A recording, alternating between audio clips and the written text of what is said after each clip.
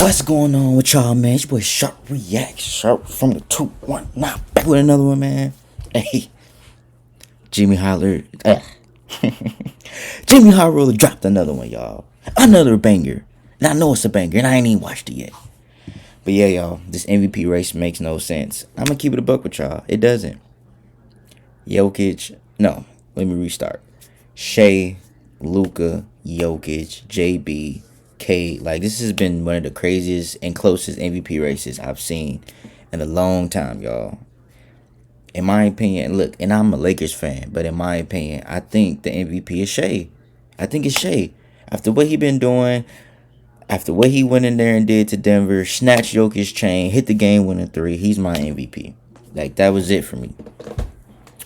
But Luka's been going crazy, y'all. Jokic averaging a triple-double. This is just, the MVP race this year is crazy. Don't hate, just appreciate greatness. You don't gotta hate on none of these players. None of them. Just appreciate greatness. That's it. But yeah, y'all, let's get into it. Like and sub.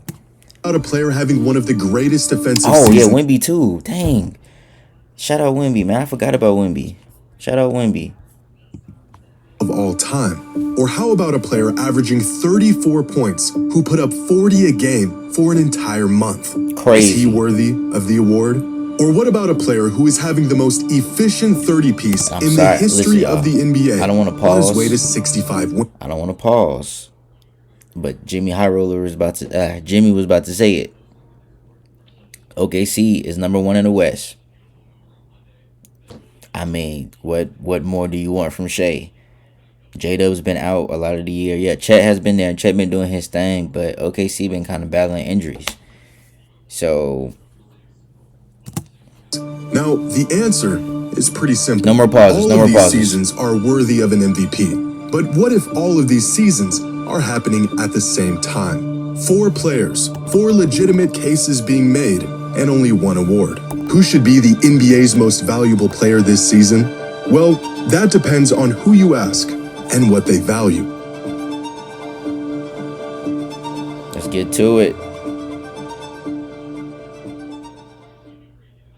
Today's video is sponsored by Chime. I've been watching you too long, Jimmy. Nope. Isn't locked. Bank and earn on it. Gotta pay them bills, though. I respect it. Winning the MVP usually means putting up numbers that jump off the stat sheet. It's not the only thing that matters, but big eye-popping box scores have almost become a prerequisite for the MVP award. And right now there's 2 players who don't just stand out this season, they stand out amongst every season. If we just look at raw box score numbers, Jokic and Luka are gapping the entire league this season. Their numbers have gotten so absurd that they make Shea's 31, 4, and 7 look kind of normal. Add up their per-game points, rebounds, and assists, and Jokic and Luka are having 2 of the top 5 most productive seasons in modern NBA history. Jokic joining the 50 Club, an exclusive group that was previously only occupied by 2017. Shout out Russ. This is one of the reasons why Russ is a GOAT. Shout out Russ, man. Top 5 point guard ever. Another discussion for another day. But Jokic doing this in back-to-back seasons is crazy. This is crazy. And that's not an excuse what Harden was doing in his prime too. MVP Russell Westbrook, 2025 Jokic, and 2024 Luka. But if sheer numbers alone guaranteed a player an MVP, then Jokic would have won the award in 2025, and Luka would have won it in 2024. So would James Harden in 2019, Luka again in 2023, and LeBron in 2018. As box score numbers continue to climb across the NBA, so does the frequency of these historically significant seasons. In fact, 17 of the last 20 most productive seasons in modern NBA history have all came. LeBron and I keep pausing. I'm so sorry, y'all. I gotta say this. LeBron in 2018 was the best player I've ever seen. This is no glaze. Live on TV. 2018 Bron, what he did that year, carrying all of them. No disrespect. Shout out Kevin Love. But other than Kevin Love, he carried a team of bums to that finals, bro. No match against the Warriors, bro. Come on now. Just the last 8 years. Shout out Mike. Seasons like this that were once not only warrant of an MVP, but were historic milestones, are now becoming an annual occasion for players like Jokic, Luka, and Giannis. And the more often we see these shockingly large numbers, the more the shock wears off. It wasn't long ago when averaging a triple-double all but guaranteed Russell Westbrook an MVP as a 6th seed. But in today's NBA, averaging a near 30-point triple-double might not even land you in the top 3 spots for the MVP. Unlike other superstars around the league who fill the stat sheet with historic volume, Shai Gilgeous-Alexander has maintained his spot as the MVP favorite with a season of record-breaking efficiency and consistency, all while spearheading the best team in the league. According to ESPN's net point stat, Shai has only had 5 bad games all season. In fact, there has only been one season in the history of the league where a guard was more efficient than Shai at scoring the ball while averaging at least 30 a game. And it was by the greatest shooter of all time, having the greatest season of his career. Ooh, hey, 2016 Steph. Oh my Lord, man. Don't we all wish to go back to 2016? Especially my NBA fans, bro. I know y'all missed that year so bad, bro. Oh my goodness, what Steph did that year. Listen, I know they lost. Shout out Brian, that's why you the GOAT. But I know they lost. But what he did individually, bro, crazy, bro.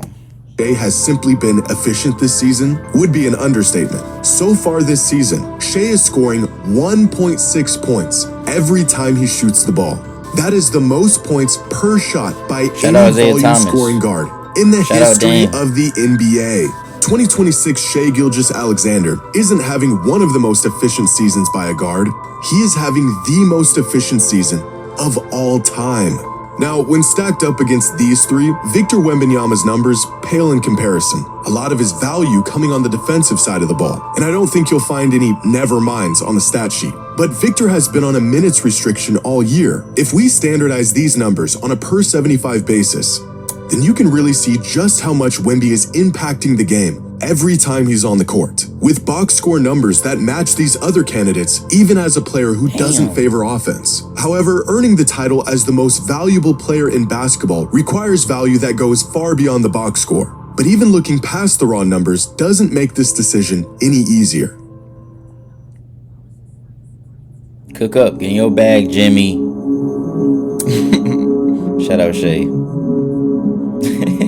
His face. Who is the most valuable player this season? That depends on what you value. In terms of estimated plus minus, it is Shai, who not only has a lead on the rest of the league, he has the 3rd highest single season EPM of any player this century, only trailing 2019 MVP James Harden and 2016 MVP Steph Curry. If we look at crafted plus minus, it's Nikola Jokic who reigns as the best player in the league this season, followed by Wemby and Shai.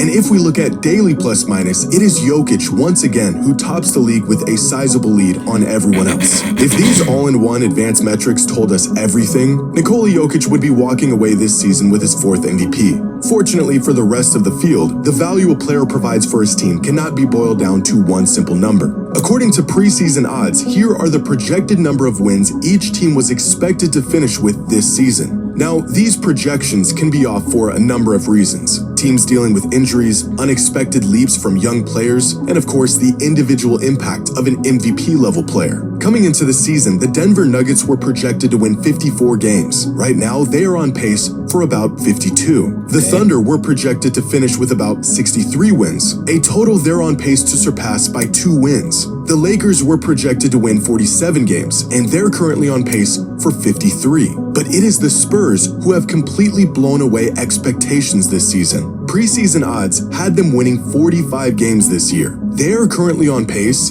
for 62 wins, exceeding projections by 17 wins. If you're looking for who provides the most value, it might be the guy who's transformed the Spurs from playoff hopefuls into title contenders. But looking at the MVP from this angle assigns individual value to team success. And as we all know, despite the MVP being an individual award, more often than not, the perception of a player's value is heavily influenced by the success of their team. After all, if you are truly the most valuable player in basketball, you should be elevating your team to title contention. But rather than looking at team success, let's look at the individual impact these players have on their team. Dunks and Threes has a metric called estimated wins that takes the quality of play from any given player plus the minutes they've played throughout the season to get the estimated number of wins they've contributed to their team's total. Our 4 MVP candidates being the top 4 players in the league this season in estimated wins with 13.8, 14.6, 16, and 18.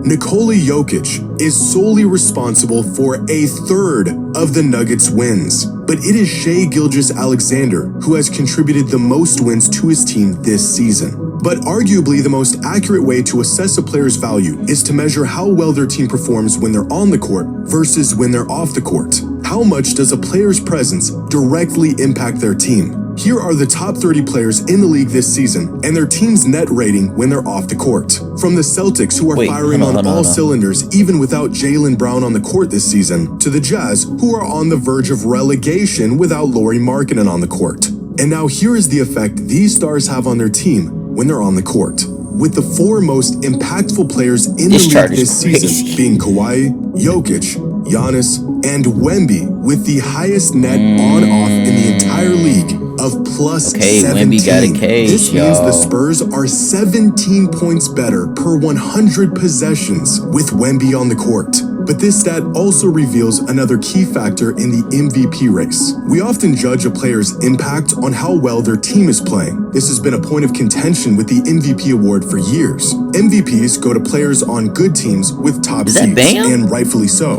But what if a player has MVP level value, but they're on a bad team? With Bam Adebayo on the court, the Heat have a plus 7.8 net rating, one of the highest in the entire NBA. On-court impact, that is the difference between the Heat being one of the worst teams in the league and merely the 10th seed. Same goes for Giannis and Kawhi. MVP caliber seasons stifled by injuries and teams that are absolutely lost without them. Purely looking at a team's results, like wins or seeding, ignores how great some of these players have to play just to keep their team competitive. With that being said, the MVP award has always valued turning good teams into great teams over turning bad teams into average teams. And with that being the case, here are our 4 MVP frontrunners and the impact they are having on their teams. If you're looking for a player who impacts the game more than anyone else while pushing their team into great territory, then that player is clearly Victor Wembanyama, who is head and shoulders above the rest of the league in terms of the impact his presence has on his team. Now, it's important to note that the on-off metric doesn't measure how well an individual player is playing, but rather how well a team is playing while that individual is on the court.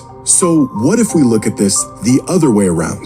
What if we directly measure a player's individual impact and how that affects their team's success?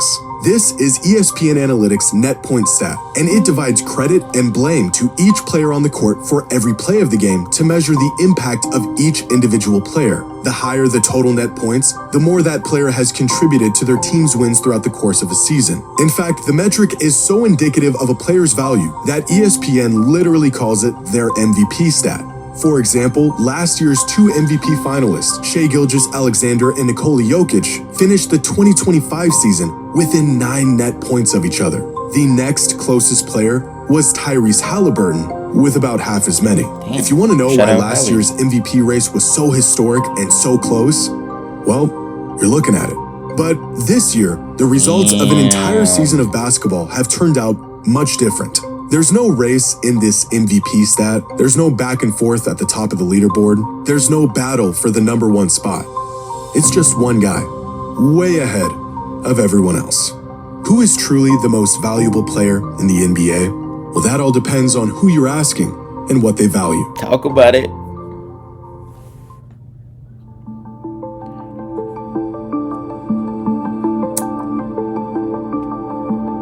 With just a couple weeks left in the season, the MVP race has become so close that there is no clear consensus on who the actual most valuable player in the league is. One source will say it's Luka, another will say it's Wemby, and another will tell you it's Shai. According to Basketball Reference's MVP tracker, it is Nikola Jokic who has a firm grasp on the top spot with a 60% chance of winning the MVP. Ask the fans who they think should be the MVP, and you'll get a completely different answer.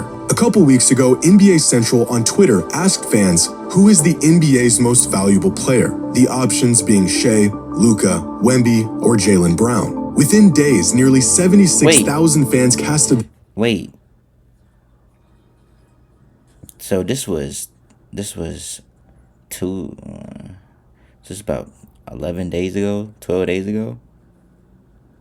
Now that when I'm recording this is like 12 days ago. So where's Jokic?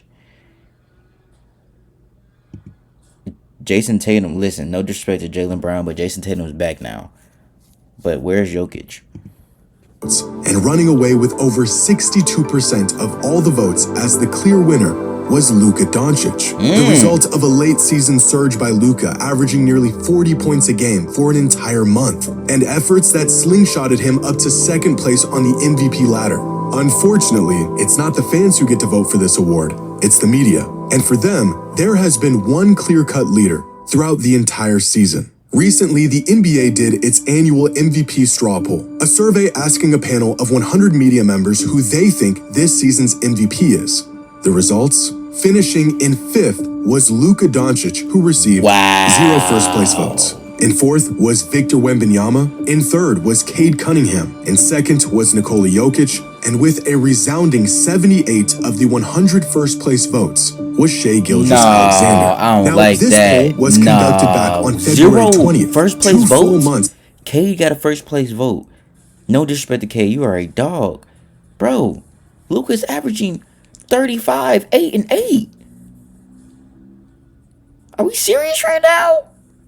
Nah. Or the end of the season. And a lot can and has changed over that time. But in 2025, the same media straw poll was conducted around the same time. And they accurately picked the MVP last season. They also accurately picked the MVP in 2024, and in 2023, and in 2022, and in every single season since the introduction of this mid-season MVP poll in 2016. Over the course of the entire season, 9 different players have slid in and out of the MVP leaderboard, from Luka and Cade to Brunson and Jaylen Brown. But the first half of the season was all Nikola Jokic, dominating the number 1 spot for 10 consecutive weeks. It wasn't until an injury sidelined him for a month when Shai Gilgeous-Alexander snagged the top spot and held on to it in what some people described as a runaway victory.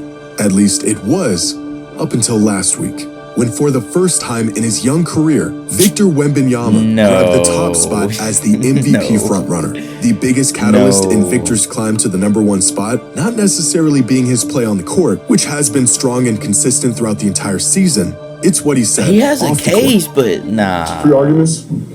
Let me hear him. My first one would be that defense is 50% of the game, and that it is undervalued. So far in the MVP race, I believe I'm the most impactful player defensively in the league. Second argument would be we almost swept OKC in the season, and we dominated them. My third argument would be that that's fair. Offense impact is not just sports. Wait, what'd he say? Wait. Immediately after this interview, Wemby's odds to win MVP. My third argument would be that offense impact is not just sports. Offense impact, not just Immediately sports. after this interview, Wemby's odds to win MVP shot up from plus 1,900 to plus 225, pushing Luka into the 3rd spot and turning this late season battle, at least on paper, into a 2-man race. Bro. If the MVP strictly went to the best player on the best team, then for the same reason he won it last season, Shai Gilgeous-Alexander would be crowned as the league's most valuable player. If the award went to the player who has the largest impact on his team, then Victor Wembanyama would become the youngest MVP in the history of the league. If the award was for the most dominant player in the league, Nikola Jokic would be a 4-time MVP by the end of the season. And if the fans had a say in it, Luka Doncic would be walking away as the league's most valuable player. With 2 weeks left in the season, the MVP race has grown closer than it's ever been. And with 4 players who all have a legitimate case for the award, only one can earn the title as the NBA's most valuable player. Fire, man. Fire video, y'all. Oh my goodness, Jimmy, bro. Man.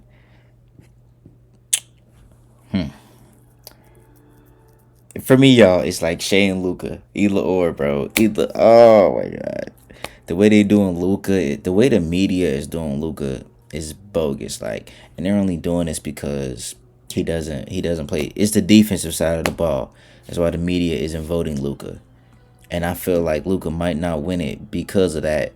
And I feel like in the end, it's gonna come down to Jokic, Wemby, and Shea.